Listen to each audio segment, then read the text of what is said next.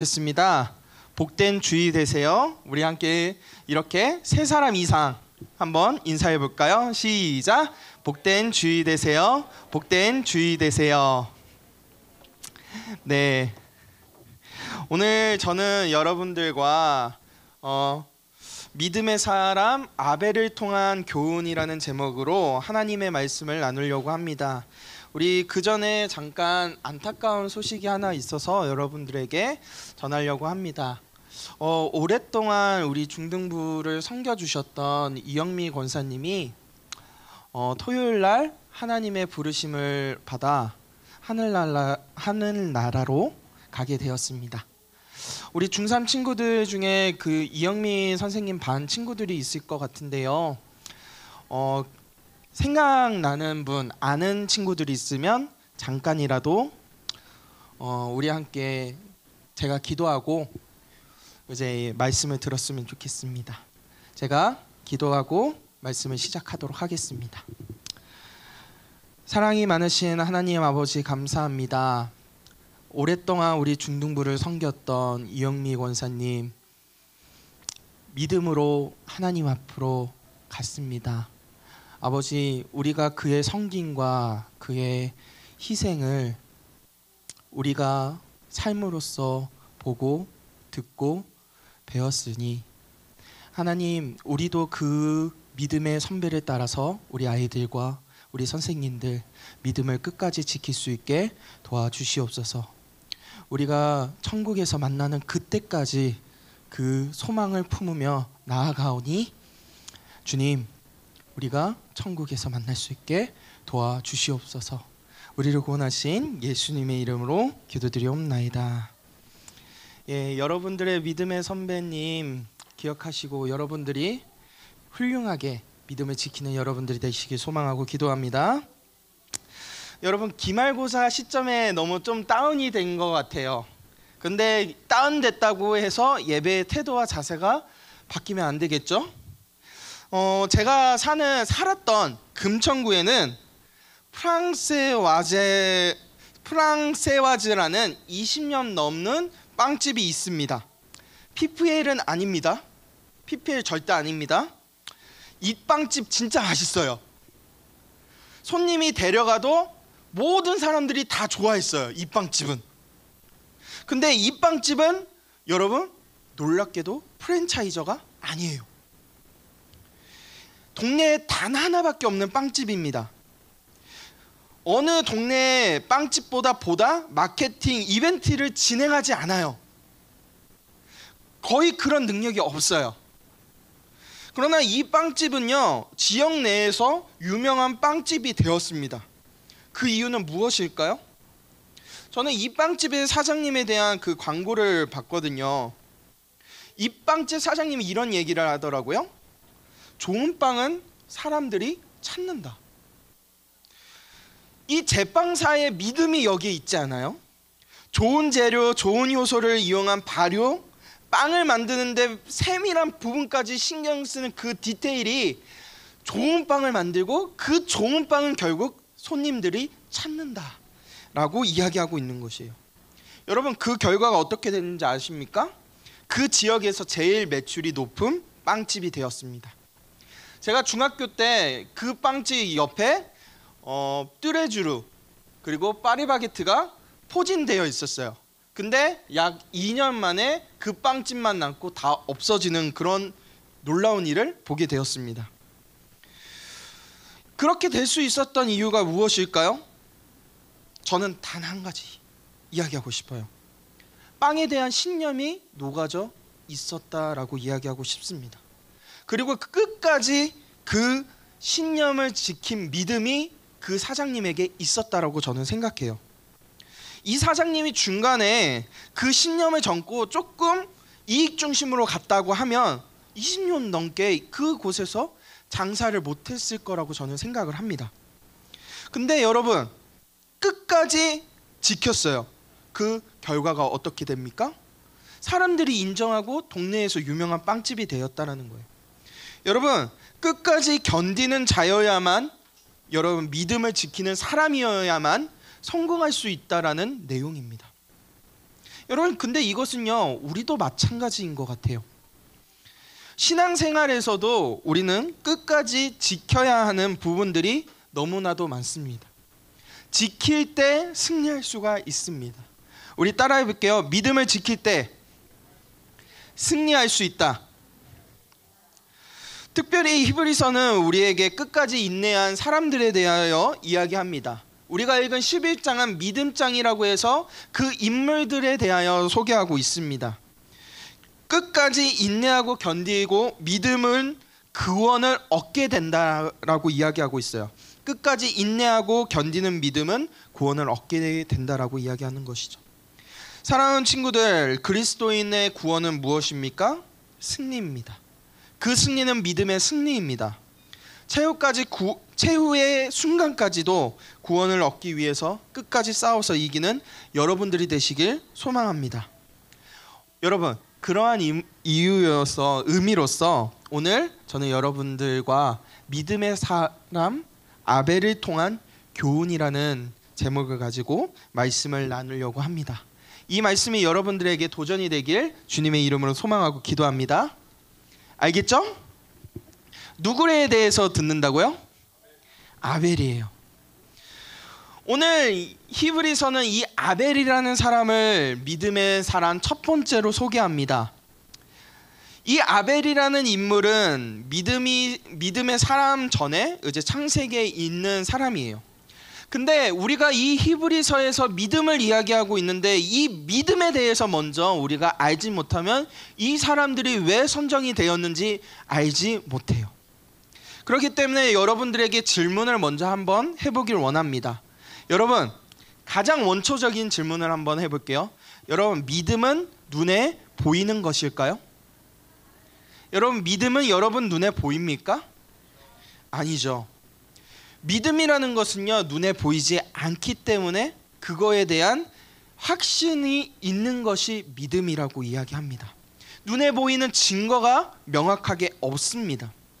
그러나 오늘 우리가 읽은 1절에서는 이 믿음에 대해서 우리에게 정확하게 설명하고 있어요. 우리 1절의 말씀 우리 함께 큰 목소리로 한번 읽어보도록 하겠습니다. 앞에 자막이 있거든요. 저를 봐주면서 시작. 믿음은 바라는 것들의 실상이요 보이지 않는 것들의 증거니. 잠깐만요. 믿음은 바라는 것들의 실상, 보이는 것이다. 근데 그 보이는 것이 보이지 않은 것들의 증거니. 여러분, 믿음이라는 것은 실상으로 나타날 수 있습니다. 그게 사람으로서 나타날 수 있다는 거예요. 지금 여기에서 드리고 있는 믿음의 사람을 통해서 우리의 믿음이 나타날 수 있다는 것이에요. 우리 따라해 볼게요. 믿음의 사람, 나다. 그리고 옆 사람에게 믿음의 사람, 너냐? 질문을 한번 해봅시다. 우리 믿음의 사람 맞아요? 저는 여러분들이 믿음의 사람이 되기를 소망합니다. 오늘 히브리서는 믿음은 바라는 것에 실제 보이는 것, 그리고 나타내는 것, 그게 사람을 통해서 나타나고 있다라고 이야기합니다. 근데 왜 이 믿음에 대해서 히브리서는 실상이라고 이야기했을까요? 이 실상이라는 단어가 히브리서에서 쓰여진 헬라어의 원어적 의미로서는 기초를 두다, 그리고 증거를 두다라는 거예요. 여러분 삶의 기초를 믿음으로 두고 여러분 삶의 증거가 된다라는 것이에요. 믿음이. 즉 믿음은 여러분들에게 나타난다, 나타나지 않는다, 나타난다라는 거예요. 그렇기 때문에 히브리서는 여러분들에게 믿음의 필요가 무엇인지, 믿음이 어떤 것인지 알 필요가 있다라고 이야기합니다. 이제 정확하게 히브리서에서 말하는 믿음에 대해서 여러분들과 잠깐 나누려고 합니다. 히브리서 오늘 11장을 읽었는데 10장의 마지막 절에는 이 믿음의 증거에 대해서 여러분들에게 명확하게 이야기하고 있습니다. 우리 36절의 말씀 한번 읽어볼게요. 시작. 너희에게 인내가 필요함은 너희가 하나님의 뜻을 행한 후에 약속하신 것을 받기 위함이야. 여러분, 오늘 36절에서 믿음은 우리가 얻기 위해서는 인내가 필요하다라고 이야기해요. 근데 인내는 하나님의 뜻을 이루기 위하여 방법이고 믿음을 얻기 위하여 우리가 필요한 시간적 의미를 여러분들에게 이야기하고 있습니다.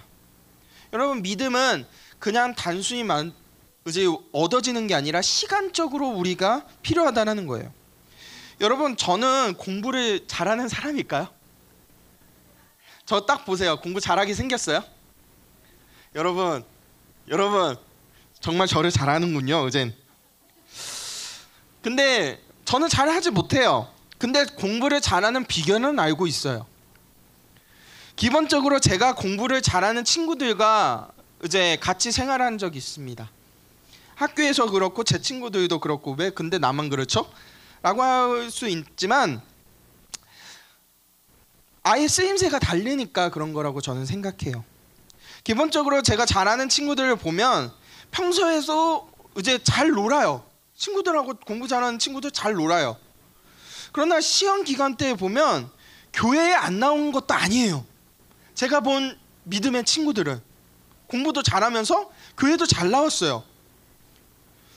제 생각에, 제 머릿속에는 이런 생각이 들겠죠? 뭐 이런 애들이 있지?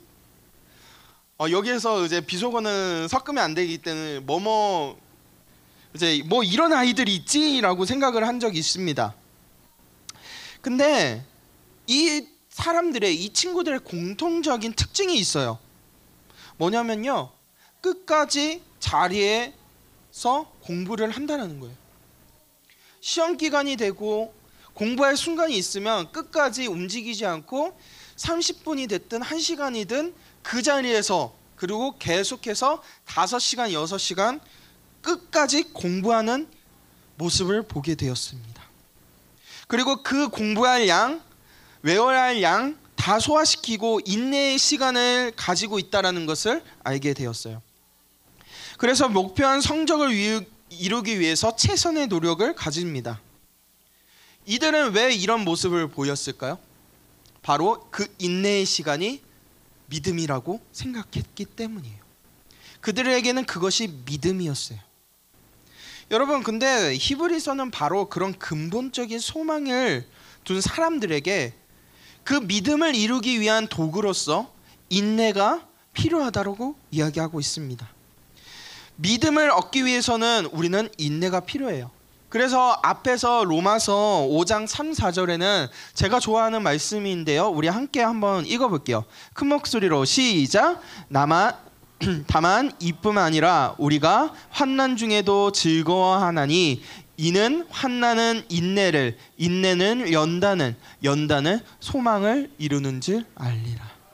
아멘. 여러분, 인내는 결국 연단을 통해서 소망을 이루게 된다라는 것입니다. 근데 히브리서 10장 38절에 믿음에 대한 인내는 결국 하나님이 기뻐하신다라고 이야기합니다. 제가 읽어드리도록 하겠습니다.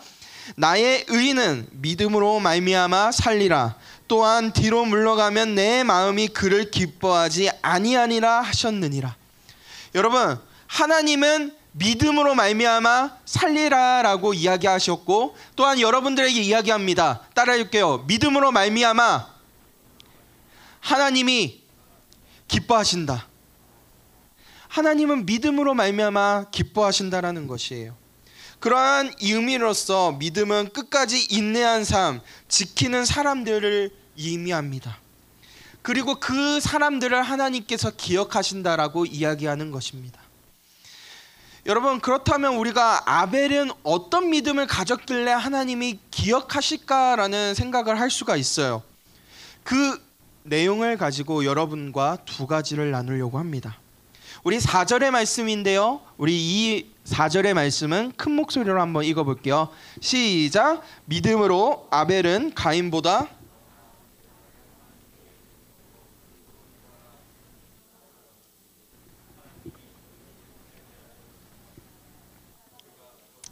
그 믿음으로,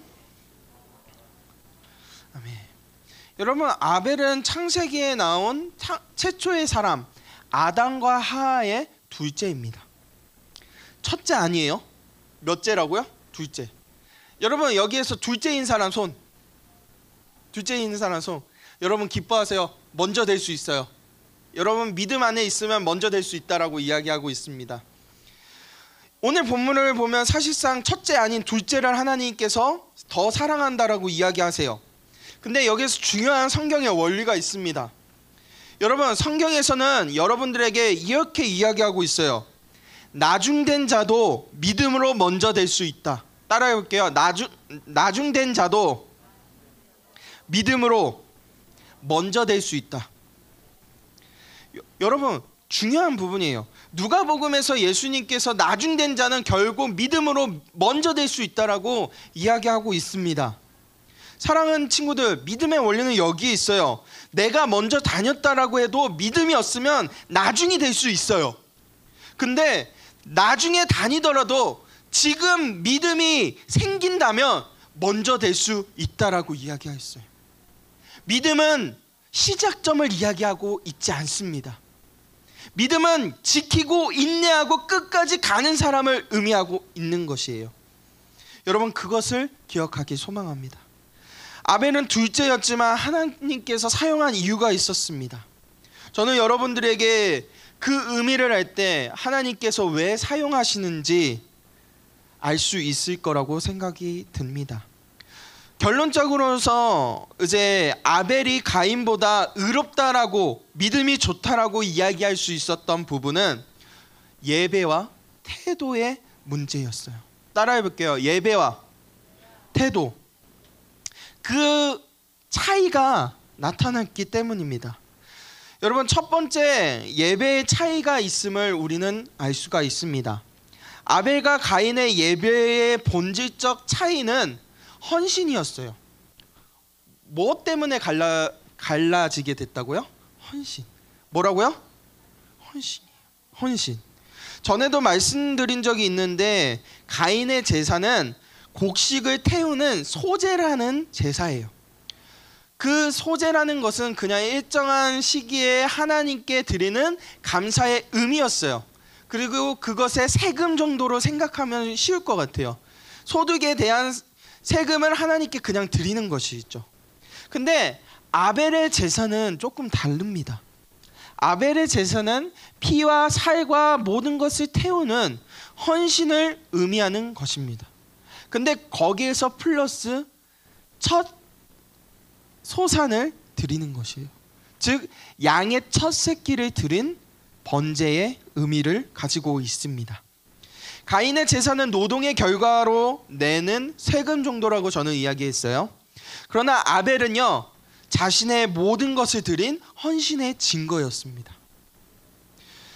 자신의 전부인 양의 첫 새끼를 하나님께 드리는 헌신이 아벨에게는 있었다는 거예요.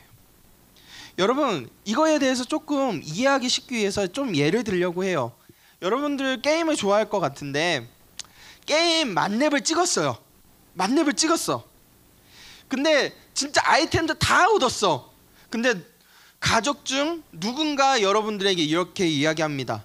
동생을 위해서, 가족의 평화를 위해서 너가 수고했던 그 아이디와 아이템을 줄 수 있겠니?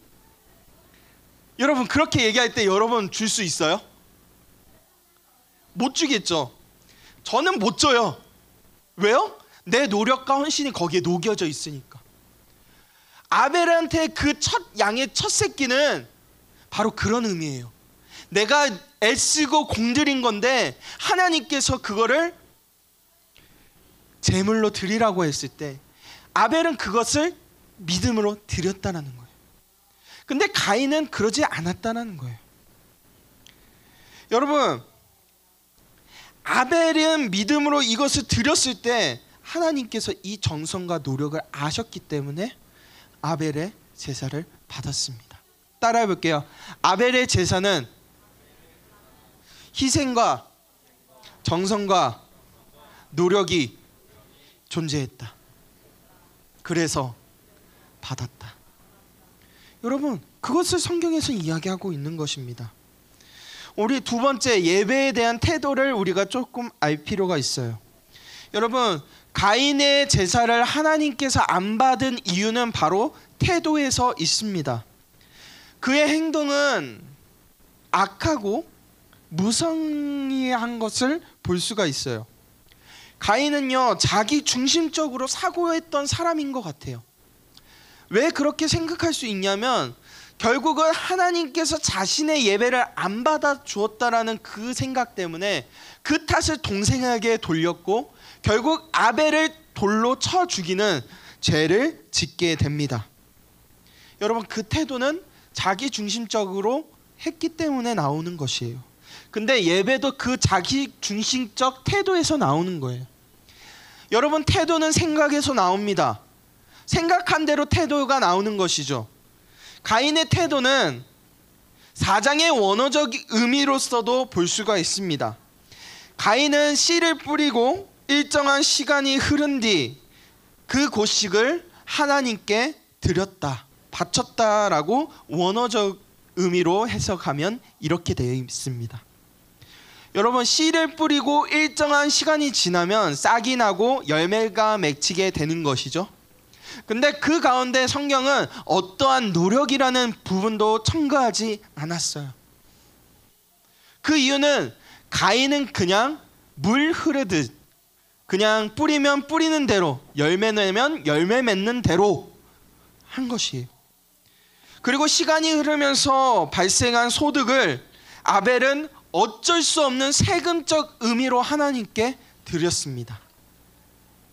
저는 분명히 이야기했죠. 그 태도에서 하나님은 안 봐주셨다는 거예요. 근데 반대로 아벨은 양을 지키는 것이 그 당시에 인류의 문화가 잘 만들어지지 않은 시기에 늑대와 호랑이 같은 그런 동물을 가운데 양을 지키고 그 양이 출산할 때까지 먹이고 또한 보살피는 그 가운데 첫 번째 드린 첫 새끼를 하나님께 드렸다라는 거예요. 여러분, 그 만낫으로 지키고 그런 노력 안에 있는 태도들이 분명히 차이가 존재한다라는 것을 성경은 이야기하고 있다라는 거예요. 여러분, 저는 여러분들에게 이것을 조금 삶에서 적용하는 부분이라고 이야기하고 싶습니다. 무언가 임할 때 사람이 그 태도는 중요한 것 같아요. 이 태도라는 것이 정말 중요한데 무슨 일을 할 때 이 태도에 따라서 결과가 바뀌는 것을 저는 너무나도 많이 보게 됩니다. 여러분, 봐보세요.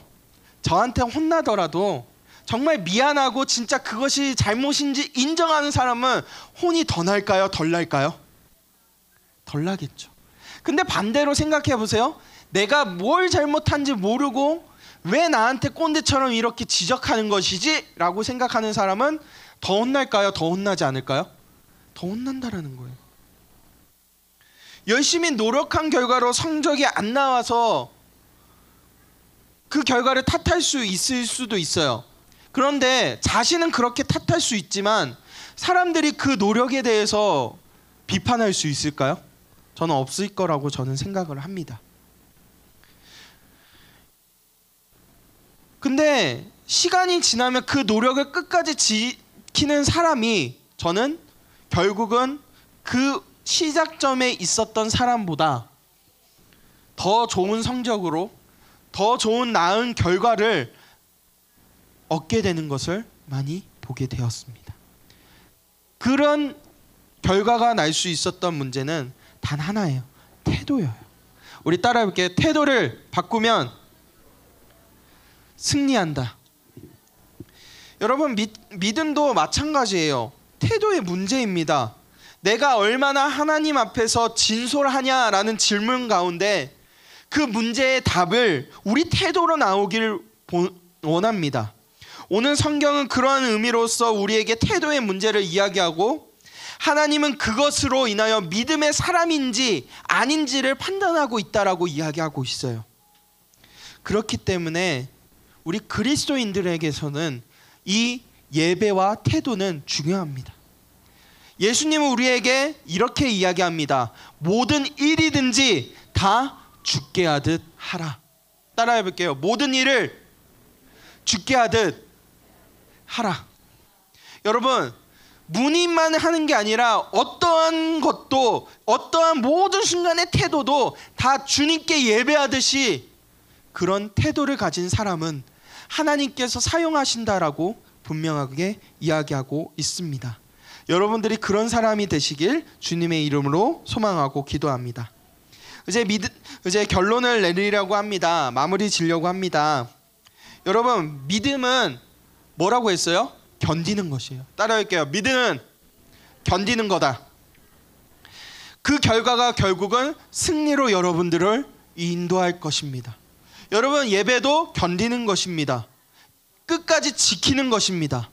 여러분들이 중간고사, 기말고사에 있지라도 그 믿음을 끝까지 지키는 자는 하나님께서 더욱더 사랑해 주실 거라고 저는 확신합니다. 오늘 성경은 그러한 의미로서 여러분들에게 아벨을 이야기합니다. 이 아벨을 통해서 예배의 헌신, 그리고 태도로 하나님은 믿음의 사람이라는 것을 기준을 우리에게 알려주고 있어요. 우리 하나님께서 받으시는 헌신의 예배가 여러분들 삶 가운데, 오늘 드려지는 이 예배 가운데 있기를 주님의 이름으로 소망하고 기도합니다. 그리고 모든 일에 예배하듯이 죽게 하듯 하는 여러분들이 되시길 주님의 이름으로 소망하고 기도합니다. 그러한 의미로서 여러분, 한 주 동안 삶에서도 최선을 다하길 소망합니다. 기말고사 때 공부하는 것도 최선이에요. 근데 기말고사 가운데 말씀을 보고 지키는 것도 최선입니다. 어느 하나 포기하지 말고 끝까지 하시는 여러분들이 되길 소망하고 기도합니다. 우리 이 시간 말씀을 생각하면서 이 찬양을 생각하게 되었어요. 우리 예배합니다 이 찬양을 부르실 때 하나님께서 우리의 예배를 받아달라고, 우리의 삶의 예배 또한 받아달라고 우리 이 시간 결단하면서 함께 기도했으면 좋겠습니다. 우리 이 시간 함께 찬양하도록 하겠습니다.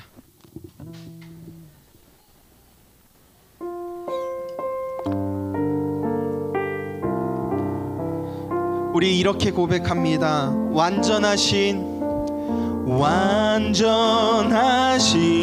나의 주, 그의 길로 날 인도하소서. 행하신 모든 일 주님의 영광 다 경배합니다. 우리 다시 한번 고백해 볼까요? 완전하신 나의 주 하나님, 완전하신 나의 의의 길로 인도하소서. 행하신 모든 일 주님께 영광.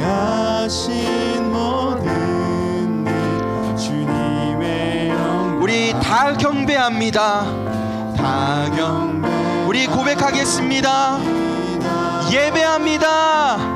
예배합니다. 찬양합니다. 주님만 날 다스리소서. 예배합니다. 우리 찬양합니다. 찬양합니다.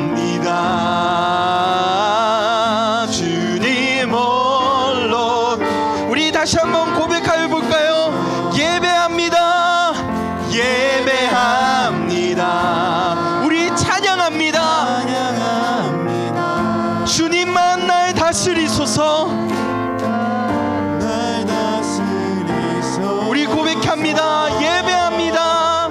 예배합니다. 찬양합니다. 주님 홀로 높임 받으소서. 여러분, 이 시간 우리 함께 기도합시다.